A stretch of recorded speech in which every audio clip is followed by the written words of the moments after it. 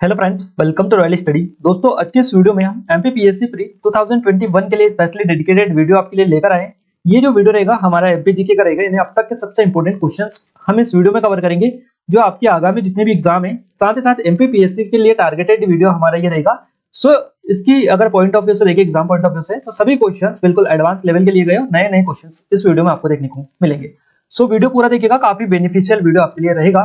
तो आइए स्टार्ट करते हैं हमारे आज के पहले क्वेश्चन से।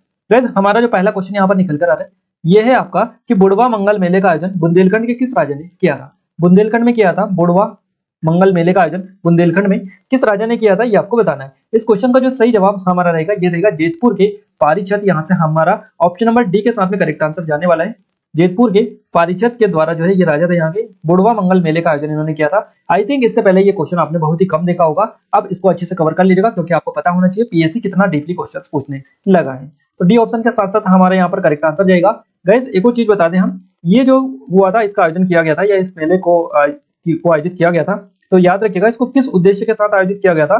तो बुंदेलखंड के सभी राजा और जागीरदारों को एकत्रित करने के उद्देश्य से बुड़वा मंगल मेले का आयोजन बुंदेलखंड के राजा जेतपुर के पारीछत ने किया था। कब किया था, इतना भी अगर आपसे पूछे जाए तो ये डेट आप याद रखिएगा, 1836 में। 1836 में किया था बुंदेलखंड के राजा जेतपुर के पारीछत ने बुड़वा मंगल मेले का आयोजन। किस उद्देश्य से? तो बुंदेलखंड के सभी राजाओं और जागीरदारों को एकत्रित करने के उद्देश्य से। क्लियर है? तो इतना याद रखेंगे, आपका काम हो जाएगा। गाइस, आपको बता दें, अगर आपने अभी तक टेलीग्राम चैनल और ग्रुप को ज्वाइन नहीं किया है तो इनको ज्वाइन कर लीजिएगा। इनके लिंक हम आपको डिस्क्रिप्शन में दे चुके हैं, वहां से डायरेक्टली आप जाकर ज्वाइन कर लीजिएगा, क्योंकि जितनी भी करंट की अपडेट होती है सबसे पहले हम आपको वहीं पर प्रोवाइड करते हैं।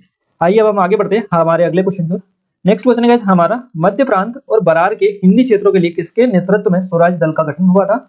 ये जो गठन हुआ था मध्य प्रांत और बरार के हिंदी क्षेत्रों के लिए, ये जो स्वराज दल का गठन हुआ था, ये किसके नेतृत्व में हुआ था। इस क्वेश्चन के साथ में हमारा जो राइट आंसर जाएगा, ये जाएगा ई राघवेंद्र राव के साथ में। तो ई राघवेंद्र राव के नेतृत्व में स्वराज दल का गठन हुआ था मध्य प्रांत और बरार के हिंदी क्षेत्रों के लिए। ई राघवेंद्र राव, इनका नाम याद रखेगा। हमारा क्या रहेगा, ऑप्शन नंबर सी के साथ में यहाँ पर करेक्ट आंसर जाने वाला है। गैस, अगर हम बात करें थोड़ी सी एक्स्ट्रा फैक्ट की, तो चित्तरंजन दास और मोतीलाल नेहरू, इनके द्वारा राष्ट्रीय स्तर पर स्वराज दल की स्थापना की गई थी। अगर क्वेश्चन बने कि राष्ट्रीय स्तर पर स्वराज दल की स्थापना किसके द्वारा की गई थी, तो ये चित्तरंजन दास और मोतीलाल नेहरू के द्वारा की गई थी। अब इसकी स्थापना किए जाने के पश्चात एक डेट आप याद रखिएगा, देखिए अक्टूबर 1923 में।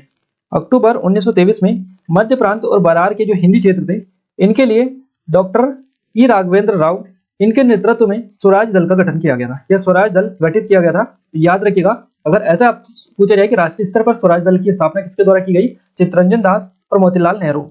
इसी के साथ साथ मध्य प्रांत और बरार के हिंदी क्षेत्रों के लिए जो स्वराज दल का गठन हुआ था, ये किसके नेतृत्व में हुआ था, तो ई राघवेंद्र राव।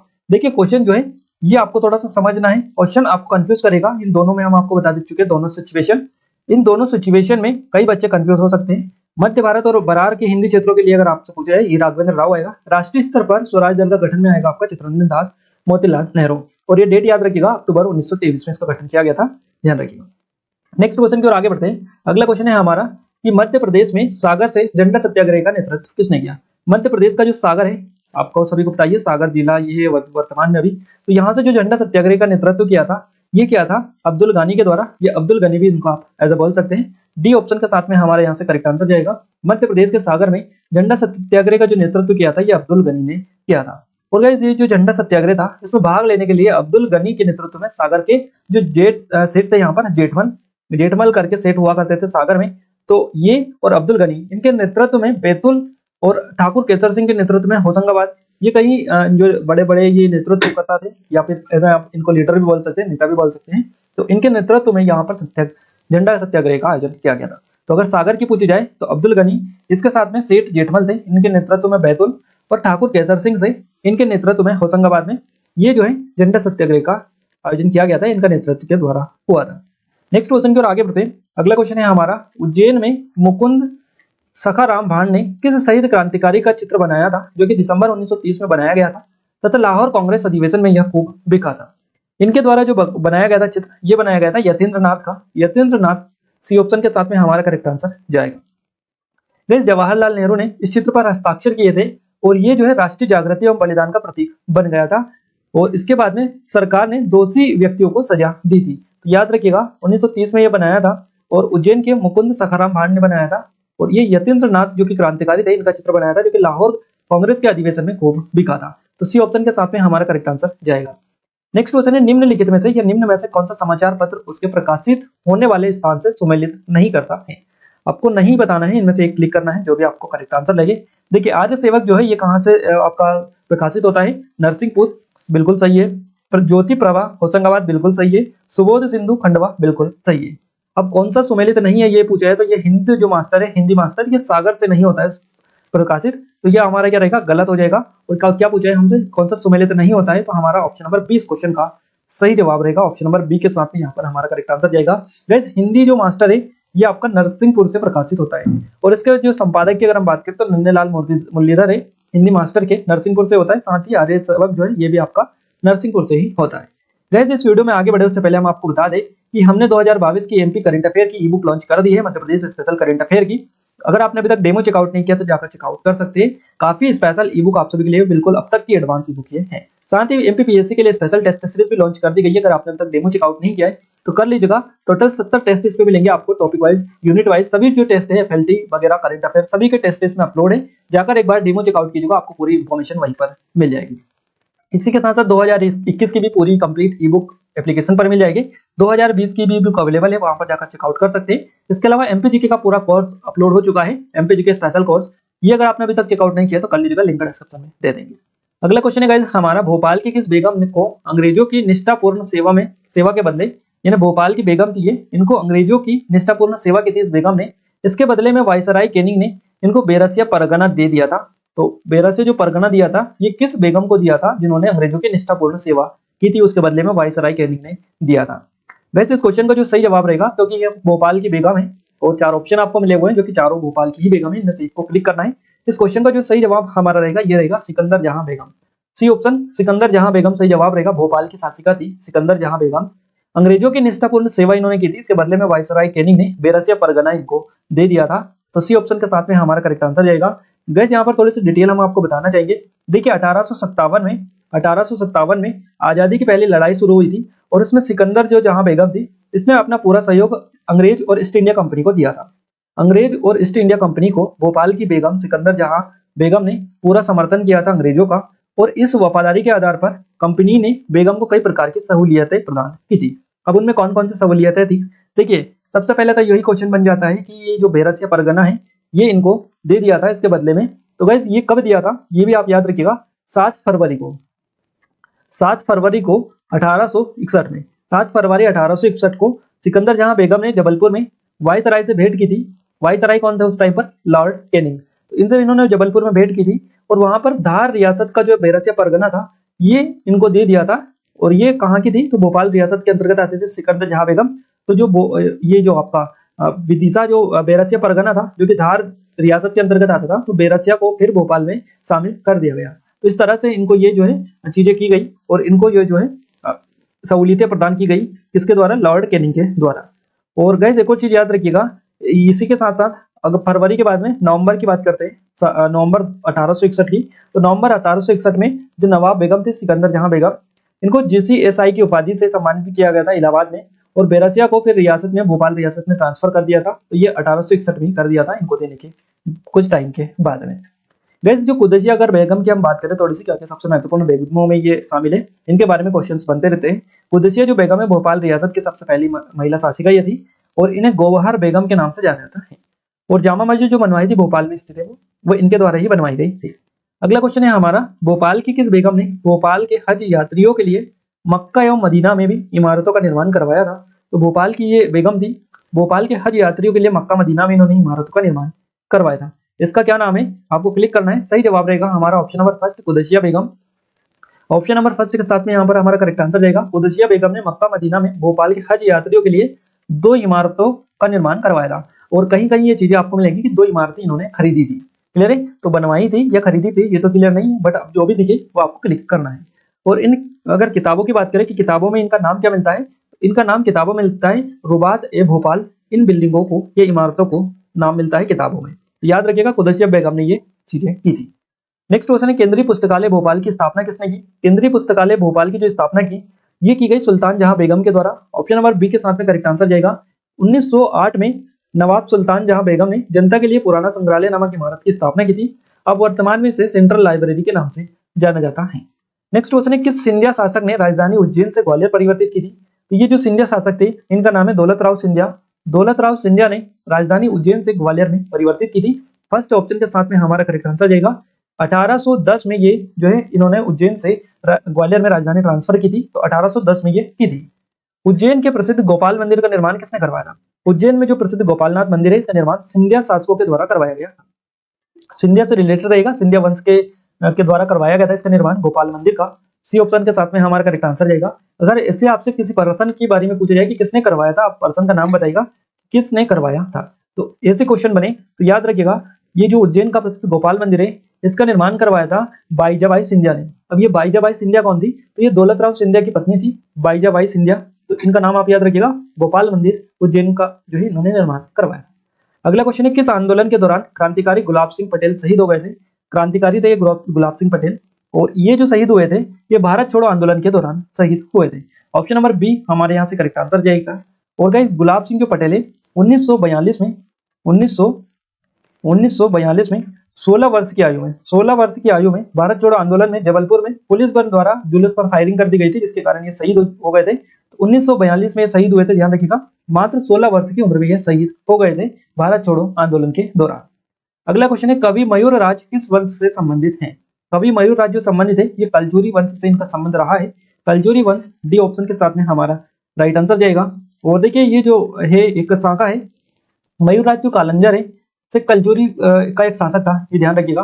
मयूर राज कलजूरी जो है कलजूरी वंश का शासक था। ये क्वेश्चन बन सकता है कि मयूर राज कालंजर कौन था? तो ये मयूरी कलजूरी शाखा का एक शासक था। और इसके दो प्रसिद्ध नाटक थे। दो नाटक कौन कौन से थे? एक तो उदांत राघव, एक ताप सौस्त्राज। दो नाटक थे जो कि चर्चित थे इनके, इसलिए क्वेश्चन बनता है। अगला क्वेश्चन है किस युद्ध में रानी दुर्गावती वीरगति को प्राप्त हुई थी? देखिए रानी दुर्गावती जो प्राप्त हुई थी वीरगति को, ये जो युद्ध था इसका नाम है नरई का युद्ध। नरई का युद्ध ऑप्शन नंबर फर्स्ट के साथ में करेक्ट आंसर जाएगा। 1564 की बात है, 1564 की। अकबर का जो सेनापति था आसफ खान, इससे युद्ध करते हुए रानी जो दुर्गावती है ये नरई के युद्ध में वीरगति को प्राप्त हुई थी। तो रानी दुर्गावती का वध करने के लिए अकबर ने उसका सेनापति था आसफ खान, उसको भेजा था। नरई के युद्ध में ये वीरगति को प्राप्त हुई थी। अगला क्वेश्चन है हमारा निम्न में से कौन सा शासक देवगढ़ की गोंड शाखा से संबंधित नहीं है? देवगढ़ की गोंड शाखा का से संबंधित जो सेनापति नहीं है या शासक नहीं है, इनका नाम है हृदय शाह। हृदय शाह का संबंध नहीं है देवगढ़ की गोंड शाखा से। तो ऑप्शन नंबर डी हमारा करेक्ट आंसर रहेगा। हृदय शाह गढ़ा के गोंड राज्य से संबंधित रहे हैं, ना कि देवगढ़ की गोंड शाखा से। और बख्त बुंदल बुलंद, चांद सुल्तान और केसरी शाह, इन सभी का संबंध रहा है देवगढ़ की गोंड शाखा से। अगला क्वेश्चन है हमारा किस राजपूत राजा के विश्वासघात के कारण तात्या टोपे को अंग्रेजों ने पकड़ लिया था? तो ये जो राजा था इसका नाम है मानसिंह। मानसिंह था ये, आई थिंक आप सभी को ये पता होना चाहिए और पता होगा भी आप सभी को कि मानसिंह जो था ये राजपूत राजा था जिसने विश्वासघात किया था तात्या टोपे के साथ में, जिसके कारण अंग्रेजों ने उनको पकड़ लिया था। और उनको पकड़ने के बाद में गाइस नरवर का राजपूत राजा था, ये आपको मानसिंह के बारे में याद रखना है। नरवर का राजपूत राजा था मानसिंह, और इसने विश्वासघात किया था, इसकी वजह से तात्या टोपे को अंग्रेजों ने पकड़ लिया था। और अंग्रेजों ने पकड़ा था इनको 7 अप्रैल को। 7 अप्रैल को इनको पकड़ लिया था 1859 में। उसके बाद में इनको तात्या टोपे को फांसी दे दी गई थी। तो फांसी जो दी थी इनको 18 अप्रैल को दी थी। 18 अप्रैल 1859 को इनको फांसी दे दी गई थी। तो ध्यान रखिएगा। एक और चीज आप हमें कमेंट बॉक्स में कमेंट करके बताइएगा कि इनको जो फांसी दी गई थी ये कहां पर दी गई थी, कहां पर दी गई थी, ये आप हमें जरूर से कमेंट करके बता दीजिए। अगला क्वेश्चन है अंग्रेजों की रीवा राज्य से संधि करने का मुख्य कारण क्या था? तो अंग्रेजों की रीवा राज्य से संधि करने का जो मुख्य कारण था ये था पिंडारी समस्या। बी ऑप्शन के साथ में हमारा करेक्ट आंसर जाएगा। गाइस रीवा राज्य के सहयोग के बिना बघेलखंड के सघन जो वन है इनसे पिंडारियों को हटा पाना संभव नहीं था, इसलिए अंग्रेजों ने 1812 में यह संधि की थी। रीवा राज्य के साथ में संधि की थी अंग्रेजों ने 1812 में, ताकि पिंडारियों की समस्याओं को समाधान कर पाए। नेक्स्ट क्वेश्चन है बेन वंशी शासक मध्य प्रदेश के किस क्षेत्र से संबंधित है? बेन वंशी संबंधित जो शासक है इनका है सिंगरौली से संबंध रहा है, सिंगरौली क्षेत्र से संबंधित है ये। ऑप्शन नंबर डी हमारा करेक्ट आंसर देगा। देखिए सिंगरौली का जो कि खेरवार शासक था शासन, इसका पतन हो चुका था, और उसके पतन होने के बाद में बेनवंशी नौकर ने सिंगरौली की जागीर पर अपना कब्जा कर लिया था। जिसने बेनवंशी नौकर था उसने सिंगरौली की जागीर पर अपना कब्जा कर लिया था, और जिसे रीवा राज्य ने मान्यता भी दे दी थी। तो बेनवंशी शासक कहां से संबंधित रहेंगे? तो ये सिंगरौली से रहेंगे। इसके पहले अगर आपसे पूछा जाए कि बेनवंशी शासक से पहले सिंगरौली पर किसका शासन था, तो खेरवार का शासन था। अगला क्वेश्चन है रीवा के किस राजा ने वर्ण व्यवस्था को समाप्त करने के लिए सहभोज प्रथा को प्रारंभ किया था? वर्ण व्यवस्था को समाप्त करने के लिए रीवा के राजा ने सहभोज प्रथा को प्रारंभ किया था। तो इन राजा का नाम आपको बताना है। राजा का नाम है गुलाब सिंह। गुलाब सिंह फर्स्ट ऑप्शन सही जवाब रहेगा। 1922 में, डेट आप याद रखिएगा, 1922 से 1946 तक, 1922 से 1946 तक रीवा राज्य पर महाराज गुलाब सिंह का प्रत्यक्ष शासन रहा था और उन्होंने समाज में कई इस प्रकार की सामाजिक कुरीतियां थी उनको और वर्ण व्यवस्था का विरोध किया था। तो उसके लिए इन्होंने जो है सहभोज प्रथा का प्रारंभ किया था गुलाब सिंह के द्वारा। अगला क्वेश्चन है हमारा, निम्न में से किसने बुंदेला विद्रोह के सूत्रधार राजा पारीचत जेतपुर को गिरफ्तार करवाने में अंग्रेजों की मदद की थी? तो ये जो की थी ये मदद ये की गई थी सुजान सिंह के द्वारा। तो सुजान सिंह बुंदेला विद्रोह के सूत्रधार राजा पारीचत जेतपुर को गिरफ्तार करवाने में अंग्रेजों की मदद सुजान सिंह के द्वारा की गई थी। फर्स्ट ऑप्शन के साथ में हमारा करेक्ट आंसर रहेगा।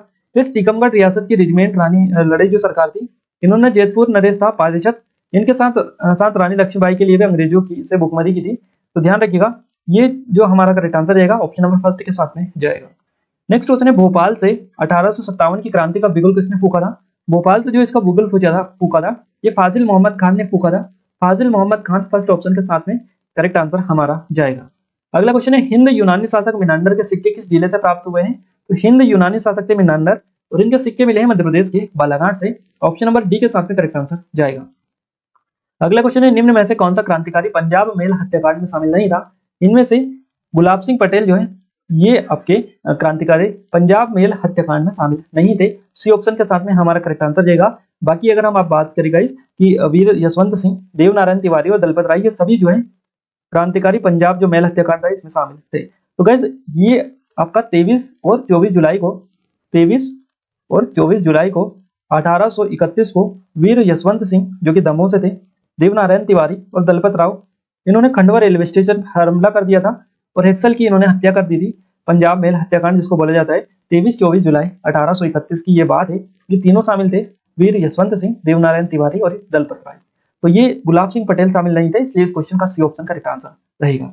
अगला क्वेश्चन है, किस परमार वंशी शासक ने हुनों को पराजित किया था? हुनों को पराजित किया था मुंज के द्वारा, मुंज। ऑप्शन नंबर सी हमारा करेक्ट आंसर रहेगा। अगला क्वेश्चन है, निम्नलिखित में से कौन सा कथन चंद्रशेखर आजाद के संबंध में गलत है या असत्य है? इनमें से गाइस हम पहले एक एक करके पढ़ लेते हैं थोड़ा सा। हिंदुस्तान सोशलिस्ट रिपब्लिकन एसोसिएशन के सदस्य थे, बिल्कुल सही है। गलत आपको पहचानना है, वे सेंट्रल असेंबली में बम फेंकने में प्रत्यक्षता शामिल थे। गाइस सेंट्रल असेंबली में बम फेंकने में प्रत्यक्षता ये शामिल नहीं थे चंद्रशेखर आजाद। कौन थे? आई थिंक आप सभी को पता होगा। नेक्स्ट ऑप्शन है ऑप्शन नंबर सी, वे सेंडर्स की हत्या में शामिल थे, बिल्कुल सही है। वे काकोरी ट्रेन लूटने में शामिल थे, बिल्कुल सही है। गाइस आपको याद रखना है, हिंदुस्तान सोशलिस्ट रिपब्लिकन एसोसिएशन के सदस्य थे चंद्रशेखर आजाद, सेंडर्स की हत्या में भी शामिल थे ये और काकोरी ट्रेन लूटने में भी शामिल थे। बाकी सेंट्रल असेंबली में जो बम फेंका था आप सभी ने बताइए भगत सिंह ने फेंका था, तो इसमें प्रत्यक्षता से ये शामिल नहीं थे चंद्रशेखर आजाद। इनके साथ में 3 लोग और थे, 2 लोग और थे इनके साथ में, आप सभी को बताइए। तीनों को एक ही साथ फांसी हुई थी भगत सिंह के साथ साथ, तो उन तीनों ने बम फेंका था सेंट्रल असेंबली में, ध्यान रखिएगा। तो ये क्वेश्चन जो है, इस क्वेश्चन का जो गलत आपको पहचानना है जो कि चंद्रशेखर आजाद के संबंध में असत्य है, वो रहेगा ऑप्शन नंबर बी। तो हमारा क्या रहेगा? ऑप्शन नंबर बी के साथ में यहाँ पर करेक्ट आंसर जाएगा। बाकी सभी जो है ऑप्शन गलत हो जाएंगे, बी ऑप्शन सही जवाब हो जाएगा। क्लियर है? तो याद रखिएगा सेंट्रल असेंबली जो थी उसमें बम फेंकने में कौन कौन थे? एक तो भगत सिंह थे, दूसरे बटुकेश्वर दत्त शामिल थे, ध्यान रखिएगा। और इसका जो नेतृत्व किया था वो अप्रत्यक्ष रूप से किया था चंद्रशेखर आजाद के द्वारा, और इसमें प्रत्यक्षता लिखा रहा है, तो ये हमारा गलत हो जाएगा। यानी इस क्वेश्चन के साथ में हमारा सही जवाब ऑप्शन नंबर बी ही रहेगा। आइए आगे बढ़ते हैं अगले क्वेश्चन को। अगला क्वेश्चन है, किसके प्रयासों के द्वारा या किसके प्रयासों से 1888 में नागपुर में गोरक्षण सभा की स्थापना की गई थी? तो ये किसके प्रयासों से की गई थी? स्वामी श्रद्धानंद के जो कि इन प्रयासों से की गई थी। 1888 में इसकी स्थापना की गई थी, ध्यान रखिएगा। तो ऑप्शन नंबर बी हमारा करेक्ट आंसर रहेगा। नेक्स्ट क्वेश्चन है, वाकाटक वंश के शासक विंध्य शक्ति प्रथम ने मध्य प्रदेश के किस क्षेत्र में शासन किया था? वाकाटक वंश के शासक थे विंध्य शक्ति प्रथम, इन्होंने मध्य प्रदेश का जो क्षेत्र है विदिशा इस पर शासन किया था। क्वेश्चन इस प्रकार भी बन सकता है कि वाकाटक वंश का जो प्रथम शासक था इसका नाम बताइए क्या है? तो विंध्य शक्ति इसका नाम है और इसने मध्य प्रदेश का विदिशा जो क्षेत्र इस पर शासन किया था। तो हमारा ऑप्शन नंबर डी के साथ में यहाँ पर करेक्ट आंसर जाएगा। गाइस यहाँ पर एमपीपीएससी के लिए टारगेटेड वीडियो था और इसमें हम पूरे ऐसे क्वेश्चंस कवर किए हैं जो कि आपने आई थिंक इससे पहले बहुत ही कम जो कि देखे होंगे या बहुत ही कम पढ़े होंगे। तो ऐसा ही क्वेश्चंस हम आगे लेकर आपके लिए आएंगे। हम प्लानिंग कर रहे हैं अभी कि आपके एग्जाम के पहले हम आपको टॉप 100 वाली सीरीज देते हैं, यानी एक वीडियो में करीबन 100 क्वेश्चंस हम कवर कर लें। तो ऐसा करीबन मान के चलेगा अगर आपके जितने भी टॉपिक है पूरे कवर हो जाएंगे। टॉपिक वाइज अगर आप मिक्सअप बोलेंगे तो मिक्सअप ला के दे देंगे आपको, टॉपिक वाइज भी हम आपको करवा देंगे। जो भी आपको चीजें चाहिए वो आप हमें कमेंट बॉक्स में कमेंट करके बता दीजिएगा, क्योंकि हम बिल्कुल आपके लिए तैयार हैं, बस आप कमेंट करके बता दीजिएगा ताकि हम जल्द से जल्द आपको वीडियो दें एग्जाम के पहले, क्योंकि आपके लिए जितना टाइम निकलता जाएगा उतना आपके लिए वो रहेगा, और जितना आप इसका सही यूज करेंगे उतना आपके लिए बेनिफिशियल रहेगा, उतना ज्यादा अच्छा ये रहेगा। तो आप जल्दी से कमेंट करके बता दीजिएगा कि कौन कौन सा टॉपिक पर, किस किस टॉपिक पर आपको वीडियो चाहिए टॉप 100 की सीरीज में। अगर इस सीरीज को भी यहीं पर चालू रखवाना चाहते हैं तो इसके लिए भी आप हमें कमेंट में बता दीजिएगा। ये वीडियो आपको कैसा लगा, कैसा नहीं लगा, आप हमें अपनी राय कमेंट बॉक्स में माध्यम से जरूर से बताइएगा, ताकि हमें पता चल पाए कि आपको ये वीडियो पसंद आए या नहीं आए। आज के इस वीडियो में बस इतना ही गाइस, मिलते हैं हमारे एक नेक्स्ट वीडियो के साथ। तब तक के लिए जय हिंद, वंदे मातरम।